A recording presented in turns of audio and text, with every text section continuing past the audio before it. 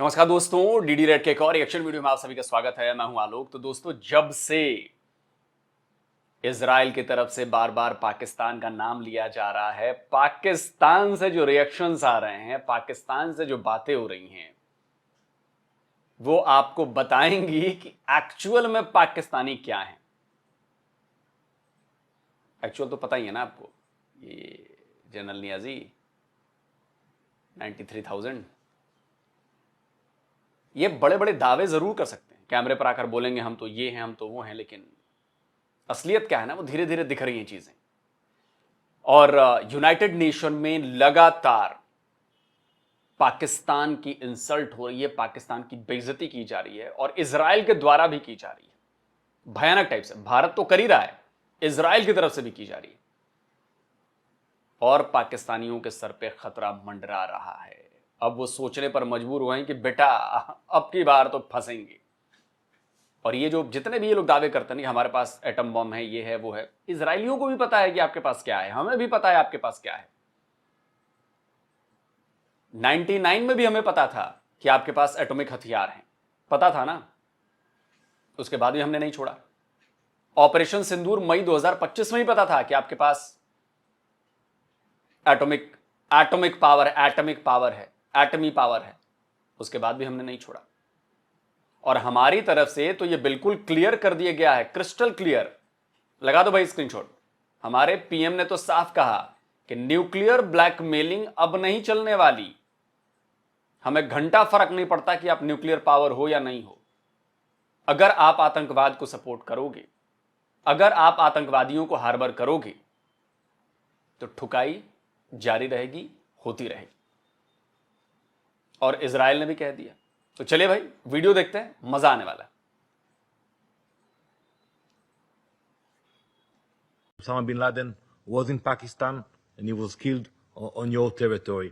But I would ask you, when you criticize us, and I'm sure it will continue in the future, think about the issue of double standards, which standards you apply to your country. Netanyahu ने कहा कि जहां भी उन्हें पता लगा, उनका एक वीडियो बड़ा वायरल है, वीडियो क्लिप, जिसमें वो कह रहे हैं कि जी हम हर जगह पे अटैक करेंगे जहां हमें लगा कि हमास के लोग हैं। क्या इस तरह से अटैक करना सही है? क्योंकि उस अपने क्लिप में जो बात वो कर रहे हैं मीडिया से या जहां भी जिनसे बात कर रहे हैं, उसमें उन्होंने ये भी कहा है कि वो 9/11 का जिक्र उन्होंने किया कि जिस तरह से उसामा बिन लादेन को अमेरिका ने पाकिस्तान में हिट किया था, वही तरीके से वो जो है हमास के लोगों को हिट करेंगे। इजरायली राजदूत ने ऐसा पलटवार किया कि पाकिस्तान की बोलती बंद हो गई। And when bin Laden was eliminated in Pakistan, आपने जो सवाल उठाया है उसमें 3 एंगल है। पहली बात है, एक एंगल है कतार का, दूसरा एंगल है नेतन्याहू का कि दुनिया में कहीं पर भी वो कुछ भी करेंगे, और तीसरा एंगल है 9/11 का। पहले कतार हैंडल कर लेते। कतार के साथ अगर देखा जाए तो इजराइल के रिलेशन दिखने में ठीक है, नेगोशिएशन में बिल्कुल ठीक है, सपोर्ट है, सब कुछ है, लेकिन अपने आप में ऐसी कोई झप्पी पाने वाली बात नहीं है कि जी बिल्कुल ही अपना एक ही हो गए टाइप। और उसका रीजन बताता हूं।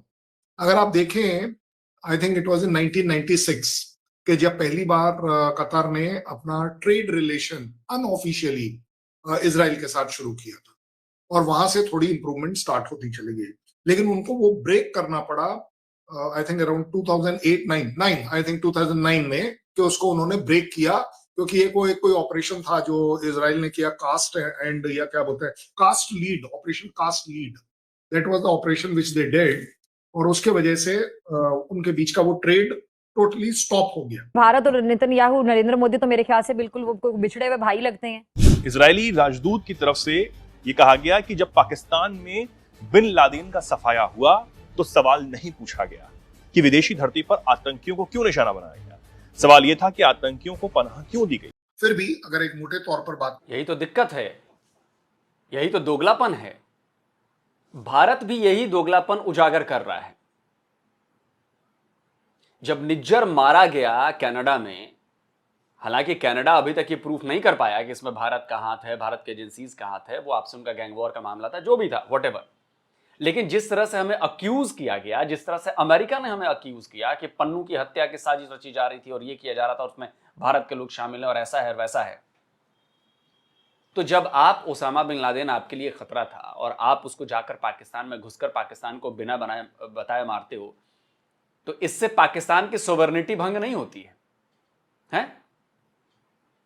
लेकिन अगर मैं कहूं, मैं इसमें अगर लगा रहा हूं कि निज्जर मारा जाता है और अगर भारतीय एजेंसी उसमें शामिल है, तो यह आपके लिए मैटर ऑफ कंसर्न हो गया, ये भारत की दादागिरी हो गई, ये कनाडा की सोवरेनिटी में सेंध लग गई। लेकिन तब कनाडा ने यह बात तो नहीं कही थी कि पाकिस्तान की सोवरेनिटी में क्यों सेंध लगाई अमेरिका ने? क्यों? क्योंकि आपका हक था। चूंकि बिन लादेन आपका आतंकी दुश्मन था, इसलिए आपने घुस के मार दिया और यह आपका हक बनता है। तो भाई वैसा ही हक हमारा भी बनता है। अगर किसी दिन मसूद अजहर मारा जाएगा, हाफिज सईद मारा जाएगा और उसमें अगर भारत का रोल सामने आता है या भारत का नाम सामने पाकिस्तान दे रहा है, और अगर कहीं से इसके लिंकेज मिलते हैं, जो कि नहीं मिले हैं अभी तक, जो बाकी लोग मारे गए कहीं से नहीं मिले हैं, उसमें हमारा काम नाम है भी नहीं, अननोन मैन है भाई, वो सैल्यूट है उनको, तो ये भी भारत का हक होगा। किस मुंह से अमेरिका इसका विरोध करेगा या किस मुंह से बाकी लोग करेंगे? क्या अफगानिस्तान में जो surgical strike, air strike Pakistan करता है आतंकवादियों को मारने के लिए, उससे अफगानिस्तान की सोवरेनिटी भंग नहीं होती है, जिसमें बच्चे भी मारे जाते हैं? तब ह्यूमन राइट्स याद नहीं आते हैं? इसीलिए दुनिया का दोगलापन हम उजागर करते हैं कि जो काम तुम खुद कर रहे हो, यूरोप गैस ले रशिया से तो ठीक, रशिया से तेल खरीदे ठीक, अमेरिका फर्टिलाइजर्स और अपने न्यूक्लियर पावर प्लांट्स के लिए फ्यूल खरीदे तो ठीक, न्यूक्लियर फ्यूल, भारत तेल खरीद ले अपने लोगों की जरूरत पूरी करने के लिए, तो यह गलत है जी। भारत फ्यूल कर रहा है रशिया यूक्रेन वॉर को, अच्छा जी, हथियार देना बंद कर दो यार यूक्रेन को, देखो जंग अगले घंटे में रुक जाएगी। हथियार देना यूरोप और अमेरिका बंद कर दे अगर यूक्रेन को, तो जंग रोकना तो आपके लिए 1 मिनट का काम है, हथियार देना बंद कर दो, पैसे देना बंद कर दो। ज़ेलेंस्की अगले घंटे में सरेंडर करेगा। तौर पर बात करना हो हमें, तो दो देशों के बीच में कैसे दिखता है कि रिलेशन ठीक है या नहीं? आपके मेरे बीच में रिलेशन क्यों नहीं ठीक है? क्योंकि आपके लोग हमारे यहाँ विजिट नहीं करते, हमारे आपके यहाँ, ऑफिशियल लेवल की बात कर रहा हूँ, आपकी और मेरी बात नहीं कर रहा हूँ। सो अगर वैसे देखें, 2007 हो गया, 2009 हो गया, 1996 हो गया पीछे तक, जहां विजिट्स आपस में हो रही थी इन दोनों के बीच, और काफी हद तक एक वो बोलते हैं ना, दिख रहा था कि एक दूसरे के लिए काम किया जा सकता है। एक ट्रेड को भी इंडिकेटर लेकर चलें दो देशों के बीच के रिलेशन को। सर ने जो बात कही कि इंडिया के सेंस में जो बात कही कि विजिट नहीं हो रहा है आपके और हमारे की बात की नहीं, लेकिन अगर मैं देखूं 2019 के पहले तो ये सारे विजिट्स हो रहे थे ना। 1947 से जब से पाकिस्तान क्रिएट किया गया, उसके बाद से भारत और पाकिस्तान के ऑफिशियल्स की विजिट, क्रिकेट की विजिट, पीएम की विजिट, ये विजिट, वो विजिट, फलाना ढिमका टिक्का, ये सारे विजिट्स तो हो रही थी। लेकिन क्या उन विजिट से, क्या उस अमन की आशा से, क्या उस क्रिकेट मैचेस से भारत और पाकिस्तान के रिलेशन अच्छे हो गए? क्योंकि अगर इस लॉजिक को देखा जाए फिर तो अच्छे हो जाने चाहिए। 78 ईयर्स बाद 2019 में वो होना नहीं चाहिए था। तो ऐसी विजिट्स का, ऐसे अमन की आशा का फायदा क्या है? ये तो नल एंड वॉइड हो गया ना यार। विजिट होने से अगर सारी चीजें ठीक होती, ट्रेड होने से सारी चीजें ठीक होती, तो इंडिया पाकिस्तान तो इस समय एकदम गहरी दोस्ती होती है, दोनों देशों के लोगों के बीच में गहरा प्यार होता। क्यों नहीं है? इट मीन्स कि आने जाने से, ट्रेड करने से, क्रिकेट खेलने से अमन का कोई ताल्लुक नहीं है, कोई रिलेशन नहीं है। ये बात सबको दिमाग में बिठा लेनी चाहिए। आई थिंक 2012-13 में भी इजराइल से कतार तकरीबन 5 लाख यूरोस का ट्रेड होता था, और कतार से इजराइल की तरफ जो ट्रेड हो रहा था, रिटर्न ट्रेड जिसको बोलेंगे, वो तकरीबन 3.5 लाख करोड़ का वो कर रहे थे यूरोस के अंदर। सो बहुत बड़ा नहीं है, लेकिन एक अच्छा amount. Yes, there is a trade. कोई भी ऐसा नहीं है जो कि इजराइल के साथ पंगा ले ले। अब आगे बात के दोनों के बीच में रिलेशन कहाँ, कैसे, क्या है, क्या नहीं। हिस्टोरिकली अगर आप देखें, कतार हमेशा हमास के साथ खड़ा था। इसका प्रूफ है हमारे पास कि चाहे आप मनी सपोर्ट, मॉनेटरी सपोर्ट बोल दीजिए, मॉरल सपोर्ट बोल लीजिए, डिप्लोमेटिक सपोर्ट बोल लीजिए, रेजिडेंशियल सपोर्ट, कि हमास के लीडर्स कतार में खुलेआम रहते थे अंडर काइंड ऑफ प्रोटेक्शन। और उससे भी बड़ी बात एक है, और क्योंकि फाइनेंसेस अपने आप में चीजों को मूव करते हैं, तकरीबन $13 मिलियन, डॉलर नहीं यूरोस का पेमेंट कतारीज करते थे हमास को लेबर के तौर पर, लेबर पेमेंट, कि आप गाजा में अपने आप को इस्टेब्लिश करिए। होना वाना कुछ नहीं, जाहिर है इसराइल से नहीं लड़ सकते ये। और इस सिलसिले में पाकिस्तान किरदार अदा कर सकता है? पाकिस्तान कोई खास किरदार नहीं अदा कर सकता। और ये तब कहा जाता है जब आपकी टांगें खौफ से कांप रही होती। उससे भी एक बड़ी बात है कि कतर के जो डिप्लोमेट पैलेस्टीन में थे, उन्होंने इजराइल से परमिशन मांगी थी उन दिनों में कि आप कंस्ट्रक्शन मटेरियल को गाजा में आने दीजिए। 9/11 हमलों के 24 साल मुकम्मल होने के बाद उसमें तो उन्होंने गो के दो मरतबा पाकिस्तान का भी जिक्र किया। ये उसामा बिन लादेन के लिए अगर अमेरिका पाकिस्तान के अंदर आ सकते हैं तो हम भी नहीं जा सकते कतर। पॉइंट्स बड़े इंपॉर्टेंट हैं ये वाले, क्योंकि ये वही कंस्ट्रक्शन मटेरियल है जिससे वो पूरी अंडरग्राउंड टनल्स बनी है बाय द वे। सो हालांकि वो बात जब परमिशन मांगी गई तो हमास ने बड़ा सीन क्रिएट किया वगैरह वगैरह। ज्यादा बड़ी बात यह है कि इजराइल को कतर क्यों पसंद आया। इजराइल को कतर पसंद इसलिए आया कि 2013 में पहली बार कतर ने बोला कि इजराइल और पैलेस्टीन का मुद्दा थोड़ा सा रुक सकता है कि अगर हम अपना लैंड आपस में स्वैप कर, 1967 वाला वो जो बॉर्डर है ना, उसके ऊपर अड़े ना रहे, क्योंकि वहां पर इजराइल बोलता है मैं आगे, वो बोलता है मैं पीछे, वो आगे ये पीछे वो पीछे। वो बोला लैंड स्वैप कर लेते हैं, किधर पर आपको एडवांटेज है आप उधर का वाला ले लीजिए, जिधर दूसरे को एडवांटेज है वो दूसरे वाला ले, मतलब एक स्वैपिंग से कुछ बॉर्डर पर रिलीफ आ जाए। और जो इजराइल को पसंद आई थी बात कि एक मुस्लिम ब्लॉक का कतर, जिसकी अच्छी खासी स्टैंडिंग भी है मुस्लिम ब्लॉक के अंदर, वो बोल रहा है। अब ये सारी बातें कतर का अगर दिल देखे ना, तो दिल किस में है? दिल उनका हमास में जरूर है। मतलब they would not like to betray कि हम अपने मुस्लिम भाइयों को छोड़ दें। मतलब हम इसमें हिंदू मुस्लिम या कोई ज्यूज मुस्लिम की बातें नहीं कर रहे हैं, लेकिन एज अ कतर वो अपने मुस्लिम ब्लॉक के साथ खड़ा जरूर है और जम के खड़ा है। तुम्हारे इकट्ठे होते होते ताकगुल ने तुम्हें ठोक के तुन के रख दिया है। 6 मुल्कों के ऊपर 3 नाम है, कतर को रो रहे भाई साहब, जुर्रत नहीं है इनकी। अब बात आती है कि उसने जैसे ही ये स्वैप वाली बात बोली तो इजराइल को पसंद आई। 2013 में एक और उनके बीच में हुआ, एक बहुत बड़ा ट्रिगर किया जिस इंसिडेंस ने, उसकी ये फितरत है कि मैं कहीं तक भी जाकर किसी को भी स्ट्राइक कर सकता। And that is what Mossad is all about, Shin Bet is all about, जो इंटेलिजेंस एजेंसीज इनकी चल रही। ये कहीं पर ईरान आपके सामने एक बहुत बड़ा एग्जांपल है। चलिए दोस्तों, वीडियो खत्म हो गया, लेकिन सबसे बड़ी जो मेन मुद्दा है ना, ये मुद्दा अब इजराइल, कतर या मिडिल ईस्ट का नहीं। मेन मुद्दा ये है, याद है आपको जब ईरान पर इजराइल का हमला हुआ और ईरान और इजराइल कॉन्फ्लिक्ट में उलझे थे, उस वक्त मैंने क्या किया था, क्या कहा था? उस वक्त मैंने कहा था कि पाकिस्तान के दरवाजे पर जंग पहुंच चुकी है। जो लोग मुझे रेगुलर देखते हैं वो जानते होंगे कि उस वक्त मैंने ये बात कही थी कि पहुंच गई है, और पाकिस्तानी कहते थे कि नहीं हमारे उससे क्या मतलब है, देख लेंगे, ये कर देंगे, वो कर देंगे। देख लेंगे नहीं, ये सब कुछ सोच समझ कर किया जा रहा है और धीरे धीरे ये चीजें आगे बढ़ रही हैं। आपको क्या लगता है इजराइल वाले पागल हैं? पिछले 48 या 72 घंटे में पाकिस्तान का जितनी बार नाम इजराइल के पीएम ने लिया है, यूनाइटेड नेशन में इजरायली डिप्लोमेट्स ने लिया है, वो क्या ऐसे ही लिया है? जी नहीं जनाब, मोशन बनने लगा है, संकेत दिए जाने लगे हैं, मैसेजिंग की जा रही है।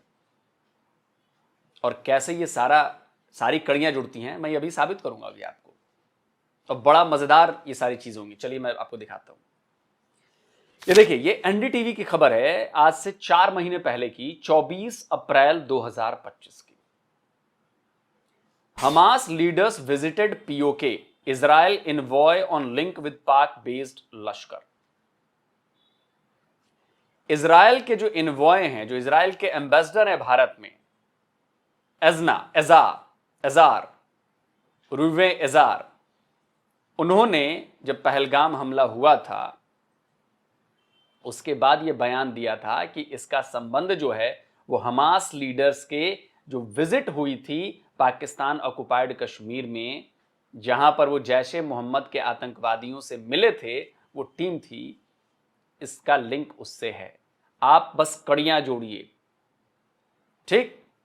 इसके बाद में देखता हूं, आप लोग को याद है ना, ये खबर आई थी, ये देखिए टाइम्स ऑफ इंडिया की खबर है, 25 अप्रैल की खबर है। Hamas leaders visited Pakistan and PoK multiple times in the last 1 year. यह खबर कहती है कि हमास के नेताओं ने पाकिस्तान को विजिट किया है, पाकिस्तानी ऑक्युपाइड कश्मीर को विजिट किया है पिछले 1 साल में कई बार, मल्टीपल टाइम्स।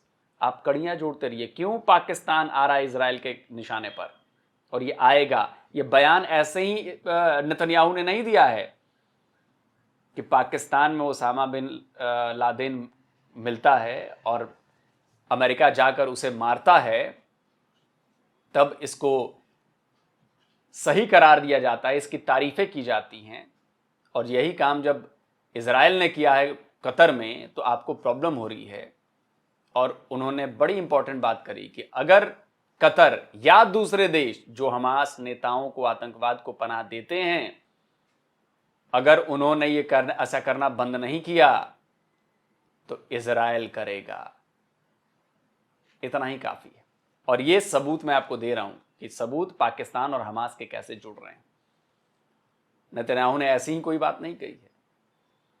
प्लान है और वो प्लान एग्जीक्यूट होगा, क्योंकि वो किसी के बाप से नहीं डरता। आपके बाप कोई भी हो, नहीं डरता वो। और वो एक तरफ से अमेरिका को भी उसने मैसेज दिया है कि मेरे में टांग मत अड़ाना, जिस दिन मैं पाकिस्तान को ठोकूंगा। कतर को ठोक दिया है जहां अमेरिकी बेसिस थे, पाकिस्तान के सीक्रेट बेसिस है पाकिस्तान में अमेरिका के, तब भी ठोकूंगा। और क्लियर मैसेज है ये, बिल्कुल। जिसको भी थोड़ा बहुत भी समझोगे उसको समझ आ रहा होगा पाकिस्तान क्यों बार बार ना मारा है। तो देखिए, हुआ ये था, मैं आप लोगों को खबर बता देता हूं। खबर मैंने बता दी, इसकी डिटेल क्या थी। डिटेल ये थी कि हमास की एक टीम थी जिसने बहावलपुर में जैश-ए मोहम्मद के हेडक्वार्टर में विजिट किया था, ठीक, फरवरी में। इसमें टॉप लश्कर तैयबा और जेएम के कैडर्स थे। रावलकोट में, पाकिस्तान ऑक्युपाइड जम्मू कश्मीर में, कश्मीर सॉलिडेरिटी डे मनाया जा रहा था। और वहां पर हमास के आतंकवादियों का सीनियर आतंकवादी, उसने स्पीच भी दी थी। उसका नाम था खालिद कदयूमी, और इसने वहां दिया था। और ये सिर्फ इसलिए किया गया था क्योंकि कश्मीर का जो रेजिस्टेंस, ये लोग कहते हैं सो कॉल्ड रेजिस्टेंस, कश्मीर में बेसिकली आतंकवाद फैलाने के लिए सारा संकेत दिया जा रहा था। आप पॉइंट समझिए। अब देखिए, एक और खबर आपको दिखाता हूं, ये जरा देखिए। ये है आपका इंडिया टीवी की खबर है, 30 दिसंबर 2024 की। Jamaat-e Islami holds rally in Pakistan, supports Hamas legitimate jihad for Gaza. Pakistan के जो रेडिकल संगठन हैं, जमाते इस्लामी, उसने रैली निकाली, हमास को सपोर्ट किया, जिहाद को सपोर्ट किया गाजा के लिए। क्या इजराइल ये सब नहीं देख रहा है? हमास के लीडर्स विजिट करते हैं पाकिस्तान, क्या इजराइल ये नहीं देख रहा है? और छोड़िए, मैं आपको और सबूत देता हूं। मैं कह रहा हूं ना, केस बन रहा है, और किसी एक दिन आप सुनेंगे कि इजराइल ने ठोक दिया पाकिस्तान को। किसी एक दिन आप सुनिएगा। देखिए, रिसर्च गेट पर एक रिसर्च पेपर पब्लिश हुआ नवंबर 2023 में। ये देखिए, ये है Pakistan military support of Hamas terror. Ceasefire wolf हैं, साउथ एशिया डेमोक्रेटिक फोरम के, उनका ये रिसर्च पेपर था। और जाहिर सी बात है, रिसर्च गेट पे आप जानते हैं जब रिसर्च पेपर पब्लिश होते हैं तो बाकायदा सबूतों के साथ सारी चीजें की जाती हैं। तो ये 2 नवंबर 2023 को ये पब्लिश हुआ, Pakistan military support of Hamas terror. ये जो डॉक्टर सीजफायर वुल्फ हैं, वो डायरेक्टर हैं रिसर्च एट SADF के, कोऑर्डिनेटर डेमोक्रेसी रिसर्च प्रोग्राम। और इनकी पढ़ाई लिखाई हुई है political science, institute of political science IPW and south Asia institute में, जो हेडलबर्ग यूनिवर्सिटी के अंदर आती है। और ये रिसर्चर हैं SAI के। तो इनकी ये रिपोर्ट थी, और इस रिपोर्ट में बताया गया था कि जो ग्लोबल जिहाद मशीनरी है हमास की, वो अलग अलग जगहों से अलग अलग देशों के सपोर्ट को एंजॉय करती है, जिसमें कतर भी शामिल है। बट इसमें पाकिस्तान जो है वो थोड़ा साइड में रहकर गेम खेलता है। पाकिस्तान जो कि एक one of the greatest sponsor of cross border terrorism and hub of global jihadi organisation contributed to the military buildup of Hamas. Hamas के मिलिट्री बिल्डअप में इसने मदद की है